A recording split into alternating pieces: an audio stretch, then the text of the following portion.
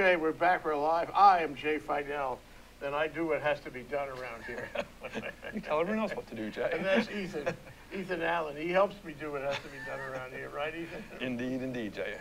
So this is Likable Science, and Ethan Allen is a likable scientist. I really mean that. Okay, and we're going to do this Friday, starting 1 to 2. And we're going to talk about water for life. And one of the big reasons we're talking about water for life is that Ethan has written a book by that very same name, Water for Life. It's amazing how that happens. And, you know, I mean, he showed it to me. I'm going to show it to you. There it is. See it? Oh, yeah. Oh, yeah. This is a heavy book. I could not hold this up very long. This is quite heavy. This is one of those old-fashioned heavy books. You probably have it online, too, eh? No. Okay, it's coming soon. And this is a very, just flashing through the pages, it dawned on me that this, I guess you knew when you wrote it, this is one of those books that's going to be increasingly important. You know, whatever it is now, it's going to be a handbook for life, water for a handbook for life. Right. You know. Exactly. I mean, that's what our subtitle is. It's a handbook for education, health, and community resilience. You know, water is really critical in the Pacific Islands. It's getting to be more critical every day. The supplies are dwindling, the uses are going up. Water sources and resources are being polluted. The climate is changing, so rainfall patterns are getting more variable. So everyone in the Pacific Islands really needs to know about water. And my co-author, Donko Tavarosi, bless his heart, a wonderful guy, amazing guy. He's largely helped write much of this, design the whole book, really. It's very nice looking. Yeah, he's brilliant. He and I talked about it and realized that we needed to have a good general reference, useful reference for everyone in the Pacific Islands to know all about the different things, from a little bit of chemistry and physics about water to some sort of microbiology, so you understand about water contamination, how water moves around through the oceans, through the streams, through the air, in our bodies, all this kind of different stuff. Well, so, I mean, you, did Tavarosi, what kind of name is Tavarosi? He's Serbian Croatian by background, yes. So did you decide with him that you wanted to write for the Pacific Islands? Because this book could be useful anywhere. It could be, but our Water for Life project is serving 4 specific locations. So this is an academic experience then? Somewhat. Informal. Okay. Informal science tracking education. on what you do all day. Right. So my Water for Life project, which is funded by the National Science Foundation, has me helping communities in Palau, in the Marshall Islands, and in Chuuk and Yap states of Micronesia with water issues, helping people learn about water and using water sort of as a hook to engage people in thinking about science. Because, of course, once you start thinking about water, yes, there's fascinating physics, there's great chemistry, it's wonderful biology. You can look at atmospheric science, oceanography, marine biology, all of these things start spinning off of water, as well as many social sciences. I mean, water has been critical, of course, in the development of societies and civilizations, and we thought we needed to pull this stuff together with a sort of Pacific Island focus. Well, I guess so. Pacific Islands has a huge part of the index. Well, yes, we really felt it was necessary. The islands face unique challenges that people in the continental regions don't face. You know, in the continents, people talk about the big aquifers and all.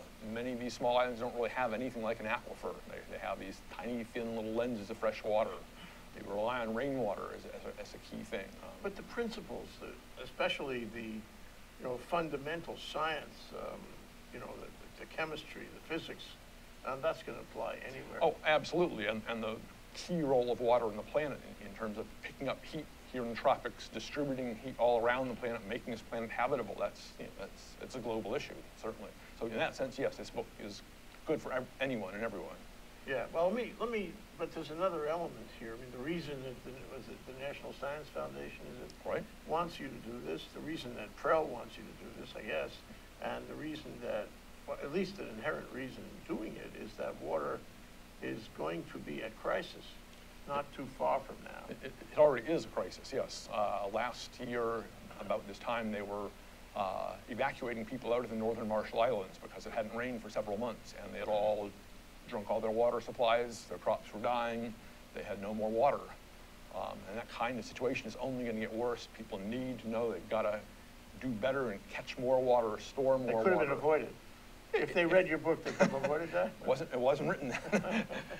There's nothing that dramatically new in this book. People in the know understand, yes, when you live in an area where you rely on rainwater, you better catch a lot of it, enough to get you through months and months without it. Is that legal, or is there a legal issue around that? There is not there. There are issues in Hawaii here about using rainwater for drinking water. You can maybe do it by yourself for your own home, but nowhere else, absolutely. So why not? Is that like sand at the beach? Is it a limited supply? What? There are issues with the quality of it. So it's a health question. Right.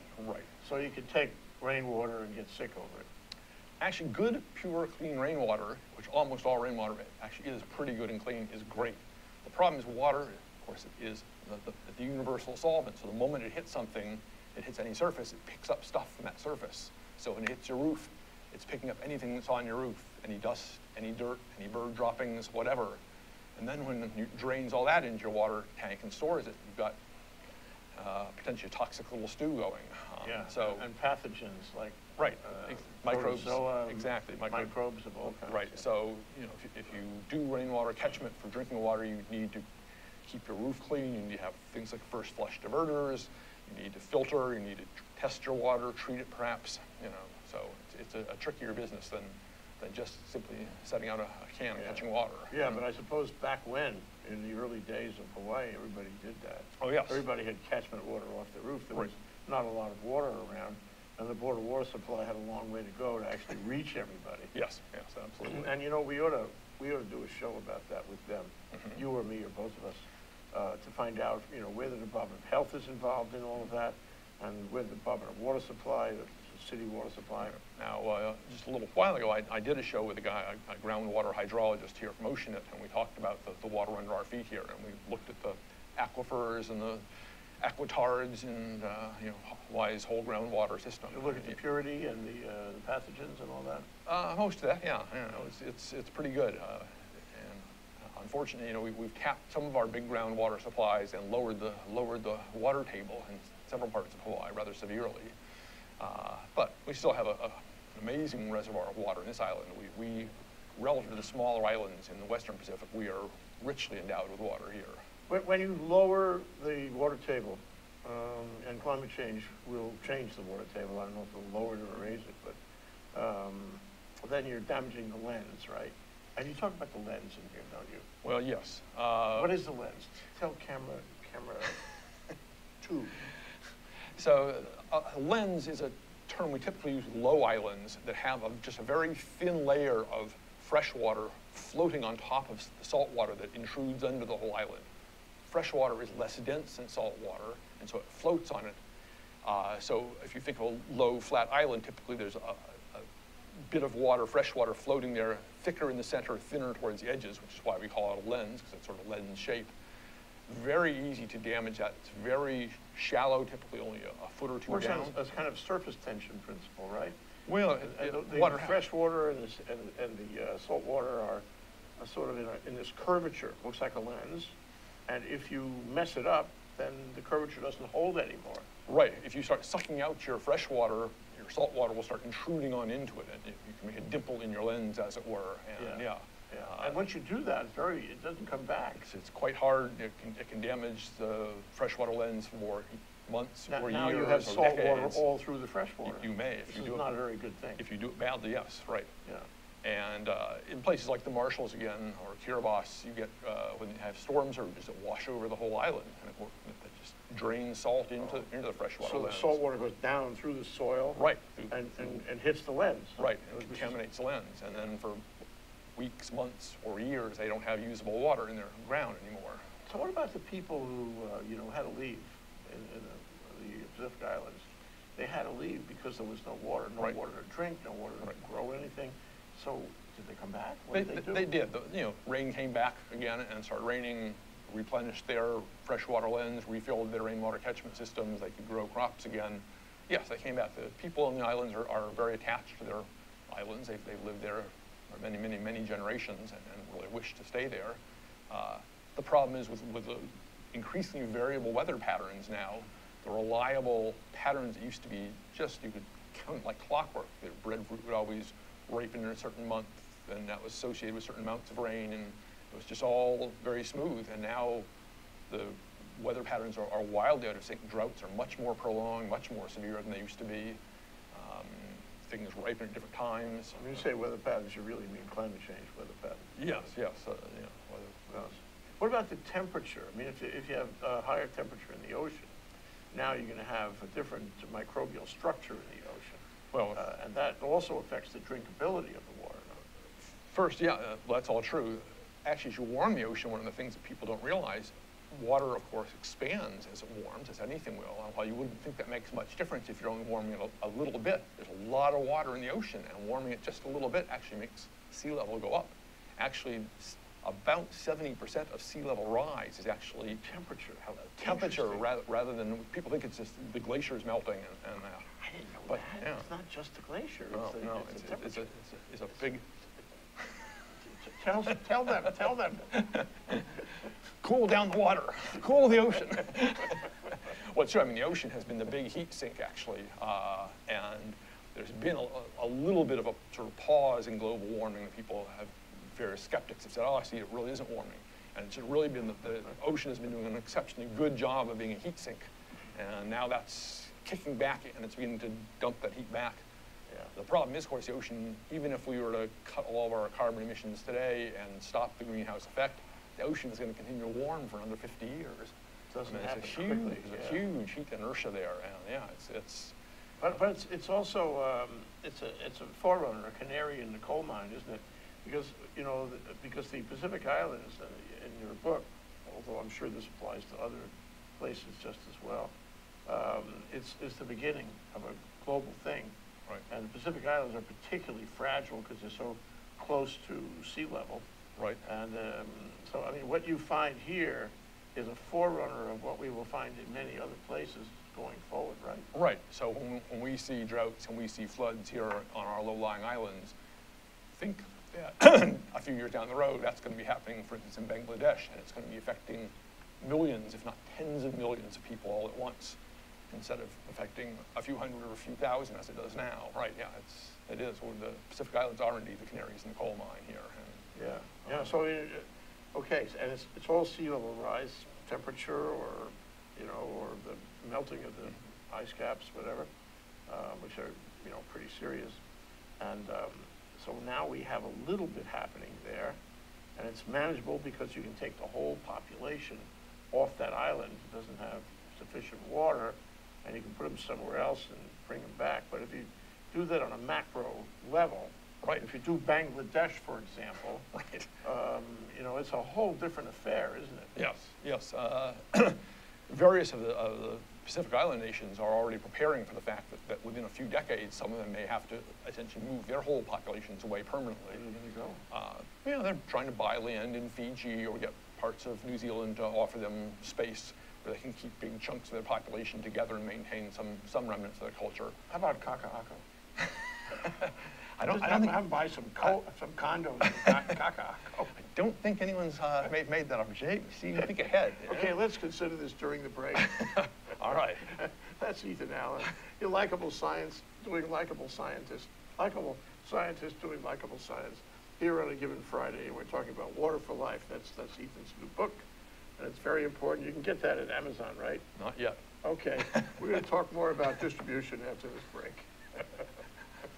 Aloha, I'm Keli'i Akina, president of the Grassroot Institute and host on Ehana Kako, a weekly program on the ThinkTech Hawaii broadcast network. Ehana Kako means let's work together. Think of the sad alternative, let's not work together. Here in Hawaii, with all of our diversity and the richness of the people, it's important for us to come together around issues on the basis of what's right and what's good and what's going to serve the common good. And that's what we try to do at Ehana Kako. Every week, we interview movers and shakers, people in government, business, and other sectors of society to talk about how to create together a better government, economy, a better world here in Hawaii that can bless the rest of the world. I thank you for your attention to ThinkTech Hawaii, and we look forward to seeing you every Monday, 2 to 3 p.m.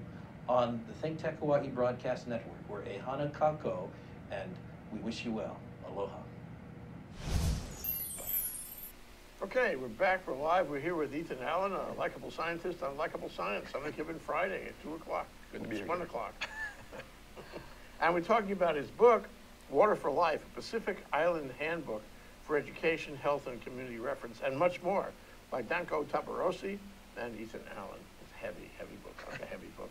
Heavy book, heavy It's house. big, You know. It is bigger. We initially thought we would be writing about 100, maybe 125-page book, and it ended up being 280 pages.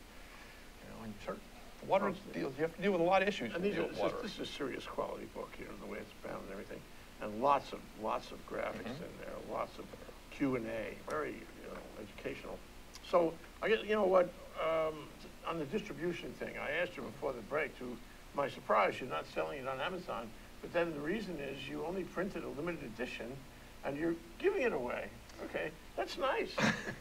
So what are you doing? Well, this book is part of our National Science Foundation grant, Water for Life, and it was produced within the context of that grant. And so, of course, it needs to be distributed as part of the educational, it's an educational product, basically, going out to aid the people who were the beneficiaries of this grant. We hope fairly soon, actually, to go ahead and do a second edition, and we may, at that point, look at something like a print-on-demand kind of system or something. I haven't worked out all the details with Donko yet as to how that's going to happen, or whether we'll get somebody like UH to be a press for us. You can do that, though. Yes, I think, and I need to check with NSF to find out what the rules and regulations and constraints on that are at some point. But Okay, so let's, because we have a green screen, this book is green, problem. Okay, so Hawaii could use a book like this. I mean, I wrote an article about this a year ago, and I was kind of interested to find that nobody could give a rip about clean water in Hawaii. It was all just fine, you know. We have the best water system in the world, not to worry. people think that people in the U.S. are incredibly spoiled. Anywhere you go in the whole U.S., you can just walk up, you can turn on a tap, and you know 99.999% chance that's perfectly fine water to drink. It's perfectly okay to drink it. It's been cleaned, it's been purified, it's been inspected, and you just can't do that in many, many other places. No, maybe it's going to come soon to the, you know, coming to a continent Well, near you. yeah, I mean, you saw Portland, Oregon a while ago had their water system had a big hiccup and glitch, and for a few days they had to either boil their water or get bottled water, and it put the whole city into quite a to-do. So I think we're going to see more and more of that. Well, you know, in California right now, everybody, you know, pulling all the water out, and there's actually no rules that prohibit that, so they keep on doing it, even though everybody knows it's damaging the environment. Yeah, the aquifer there in the California valleys is dropping very dramatically. And when it drops, it's permanent. Yeah, it collapses. Yeah, the water's being sucked out at a rate that we won't replace that water for 10,000 years probably. Yeah, you can't fix it. Really. Yeah, indeed, I was reading a little article the other day that points out something like 5 of the 10 or 15 largest aquifers in the world are basically in that same kind of condition where they are being sucked dry with essentially no real replacement coming in. And another 5 or 10 are being sucked dry much faster than they're being replaced. How big is an aquifer, such as the kind of aquifer you would find in California? That's actually one of the smaller major ones. That just, if you think about sort of the big Central Valley in California, it's roughly that size. How big is that? Hundreds of miles? Certainly thousands of square miles. And if you look at the depth on it, you know, again, probably tens of thousands of cubic miles. But of course, it's mostly solid earth, not actually solid rock. If you lose that aquifer, if it falls in on itself, which is happening, you can't just pump it up like a balloon again. You're done. You're finished with that aquifer. Yeah, if an aquifer really closes down, right, it may not open up again, right? And if you're finished, if the aquifer is done, farming in that area is going to be much more difficult because you don't have access to a ready supply of water. Exactly. And there's a huge aquifer under the Middle East right now that again is being drained much faster than it's being replaced. So the water table is dropping. Water supplies are getting harder to get there. We're likely to start seeing some serious water wars breaking out. Another big aquifer is actually right between India and Pakistan. So that has interesting political potential, right? Considering nations who have real problems with each other and now have a water war and have nuclear weapons to to fight that with. Well, you know, it reminds me of all the deserts in North Africa, in the Middle East for that matter. You know, when the Israelis started building after the Israeli War of Independence, they made the desert bloom. That was the wording of it.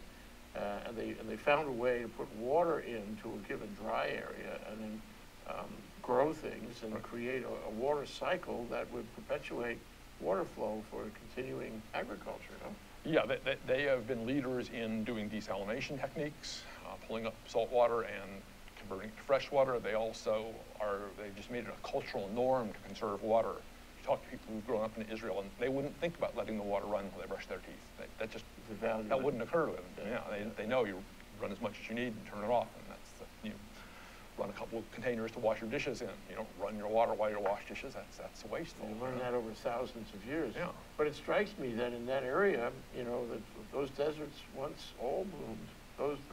And something went wrong with the aquifers or the agriculture or the natural water. Well, sure. I mean, the Sahara Desert used to be a nice savanna. There was actually a large aquifer under the Sahara, but it's quite deep, and no surface plants can really reach it. So, it can and probably will be tapped at some point. I suspect people will figure, hey, there's a lot of water there. That one's not being tapped, so let's tap it. You know. But by the same token, you can take a perfectly fertile area and abuse it and wind up with a desert on your hands. Yes, and of course this is an issue that people worry about with the whole fracking business, is that the aquifers for towns get contaminated if people pump back in fluids that aren't water or that are water that's contaminated with a lot of aquifer. Then displaces the water. Yeah, intrudes into the aquifer, begins to mix with the water they're trying to drink. And you can't drink that. Yeah.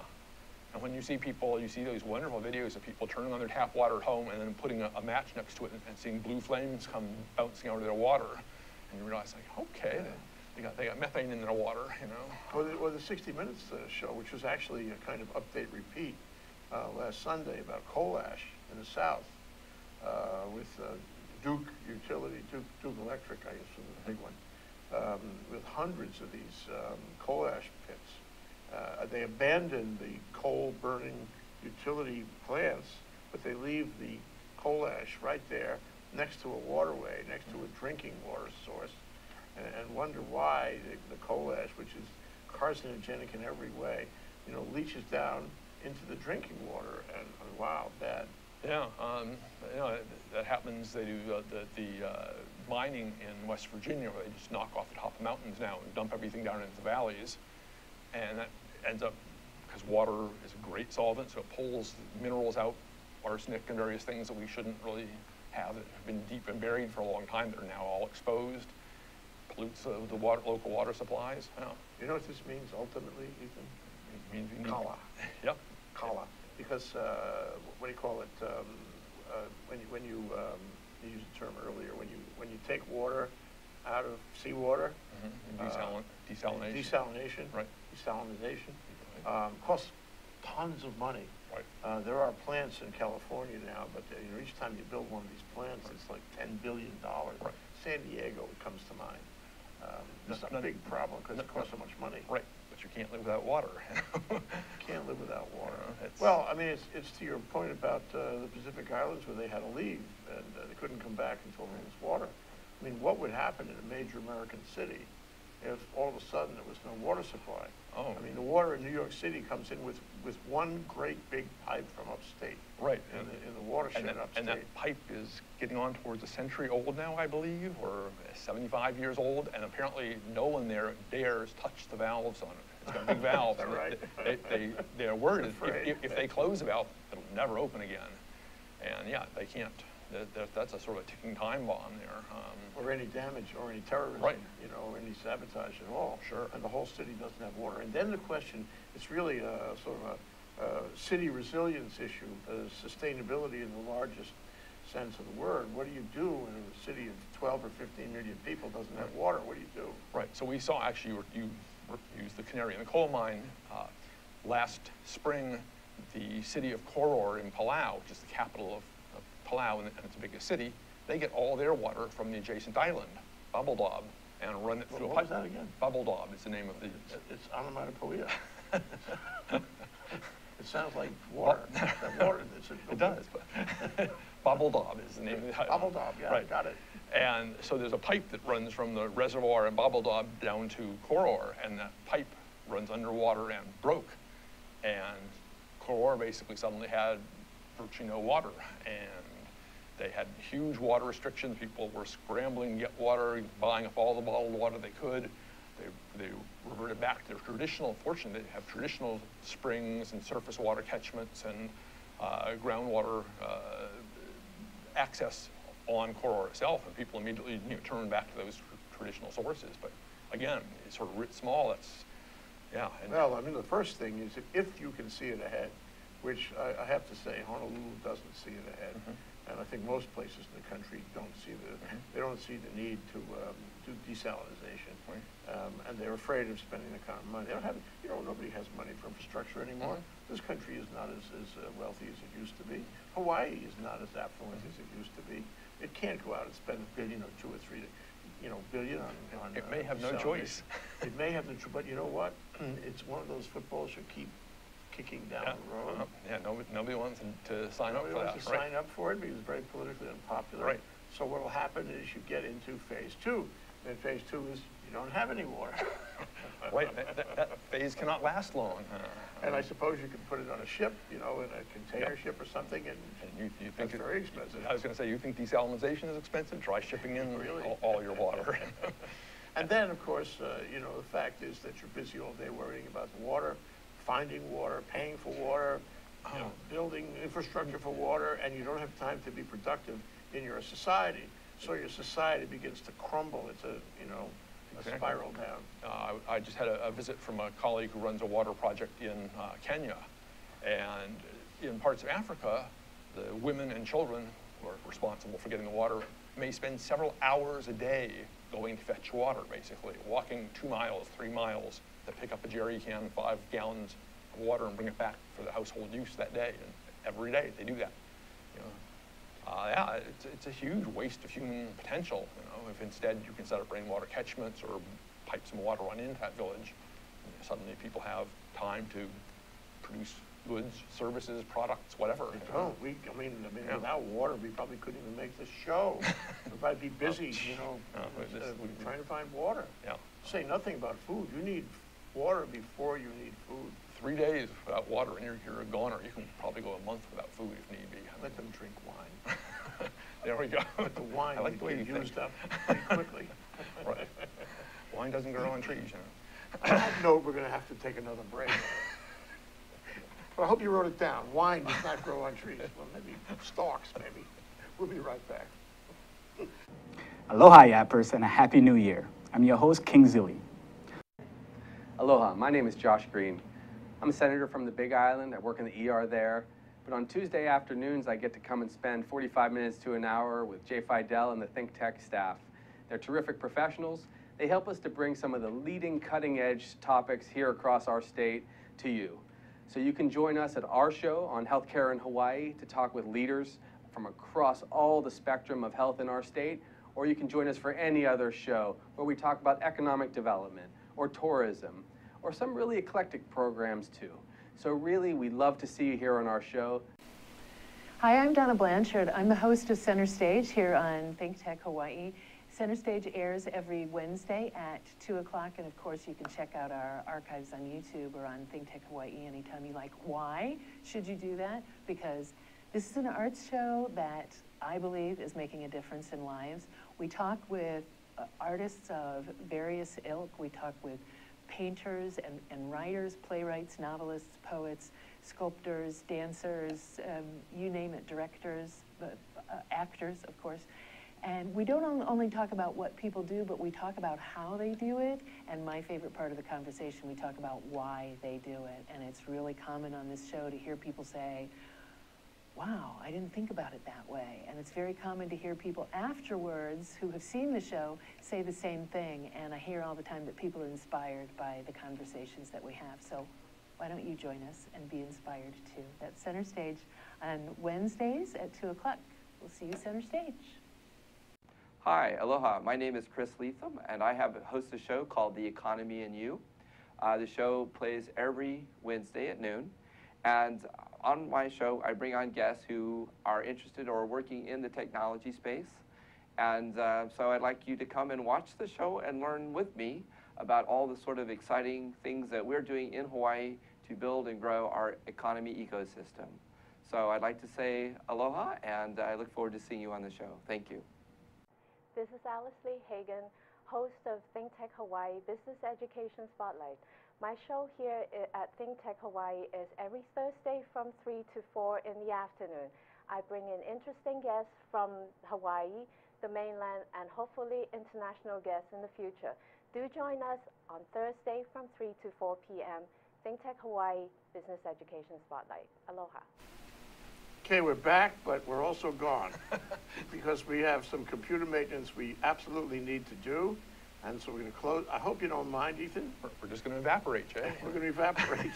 It's all about water. We're going to continue this conversation at a later time. Excellent. Thank you, Ethan. Thank you, Always Jay. wonderful, wonderful. Aloha.